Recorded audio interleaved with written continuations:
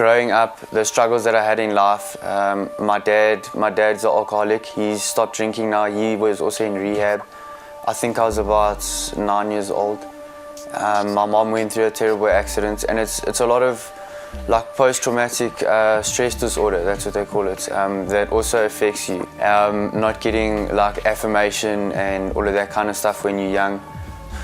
Sex, drugs, alcohol, you know, whatever it is, that's where you'll look to find that love and affirmation, and that's where I looked for it. I looked for it in drugs, and that's where I found it, so I carried on using. My mom used to bake muffins, and then I'd sell them. She didn't know that I was selling them for drugs.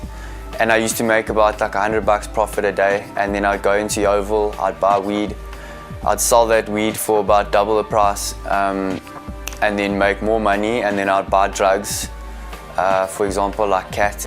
I'd sell those off and I'd make $100 profit on each gram. So by then I'd already like tripled my money. You start stealing like drugs from people. So everything also like an addiction, it just progresses from something so small and it gets huge, and it just gets worse and worse. I've always known. I can easily tell when he's using drugs or when he's on drugs.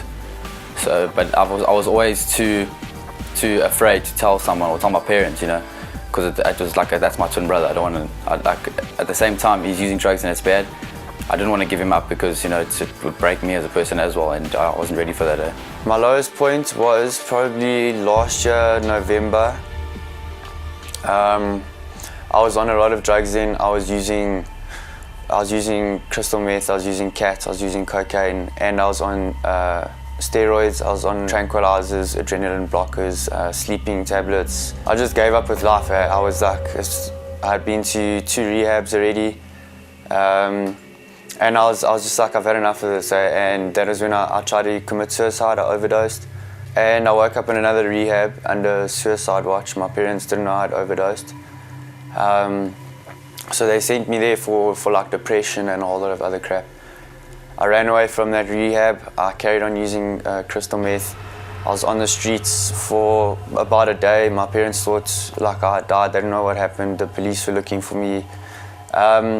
And yeah, I was on the streets. I was using drugs under a bridge. I don't know, something just changed there. While I was under that bridge, like getting high on drugs, I found a Bible, and like my mom had been saying to me like, you need God in your life, and I was always complaining like, who's God? You know, I don't need to follow anyone. I looked back to my past and all the things that I've done in life, and I looked to where I was now, and I was sitting under a bridge, and I was like, what does this come to? You know, I don't have a family left, because I've pushed them all away from me, and that's when I just gave up, and I said to my parents, like, I was in hospital then afterwards, and I just said to them like, I need help, I can't do this anymore, you know, running away from rehabs, you know, going into rehab, coming out, relapsing, and it was just like the same thing over and over again, and it was either get clean or, you know, die. That was like my rock bottom for me was death.